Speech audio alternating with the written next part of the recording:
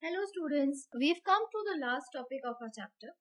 This is relationships in database.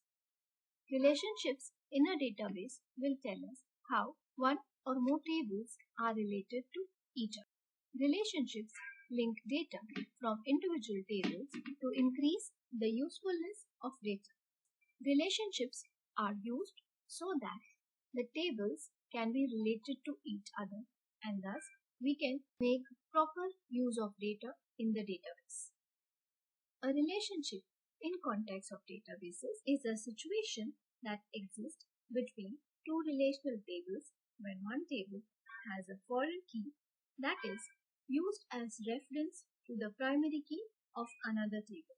So two tables can be connected together only when there is a foreign key which is primary key of the first table. For example, a table called employee has primary key employee ID. Another table, employee details, has foreign key which references employee ID in order to uniquely identify the relationship between two tables. So here in this example, we have two tables, employee table and employee details table. In employee table, there is employee ID which is the primary key. This primary key is also one of the field in employee table. When employee ID becomes a field in employee details, it is the foreign key. This foreign key is used to establish relationships between employee and employee details table. Now, there are three different types of relationships. They are one-to-one, one-to-many, and many-to-many. Based on how the two tables are connected, these relationships have been divided. Let us start with one-to-one. In one-to-one relationship, one record from table A is connected to one record from table B. So, in one-to-one relationship, one record of a table is associated with one and only one record of another table. Thus, only one record can be referenced.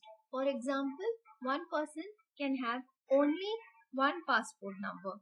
If let's take for example that there is a table which is recording the Aadhaar IDs of all the individuals, then one person is going to have only one and one Aadhaar number, not more than that. So these two tables will follow one-to-one relationship. For example, in a company database, each employee has one person ID. So one person will be given only one ID. A person cannot have two separate IDs. And passport ID is assigned to one person. One person is not allowed to have two passport IDs. So here also in the diagram you can see person has passport. One person has one passport. So this is one-to-one type of relationship. Coming to the second one, one-to-many, which is also known as many-to-one. In this type, one record of table A is associated with many records of table B. This is the most common relationship type. In one-to-many relationship, one record is associated with one or more records in another table. For example, a row in customer table can have many matching rows in table account, but a row in account can have only one matching row in table customer. So from this example, we can conclude that a customer is allowed to have many accounts. However, one account will belong to only one customer. One-to-many relationships can be viewed as many-to-one relationship depending on the way you look at it. So if I will make a statement as many accounts can be handled by one customer, in this case the relationship will be many-to-many. If we change the tables, then the relationship will become many-to-one. So here also in the diagram, one customer can have many accounts.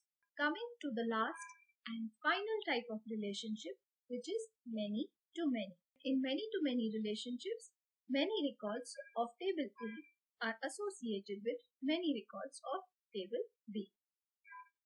A many-to-many relationship occurs when many records in a table are associated with multiple records in another table. Multiple records in customer table are linked to multiple products in table product. So when we have two tables, customer and product, many customers can buy many products. So here in the diagram also we can see the same thing. Many customer buys many products. So these are the three different relationships which are possible in database management system. Thank you.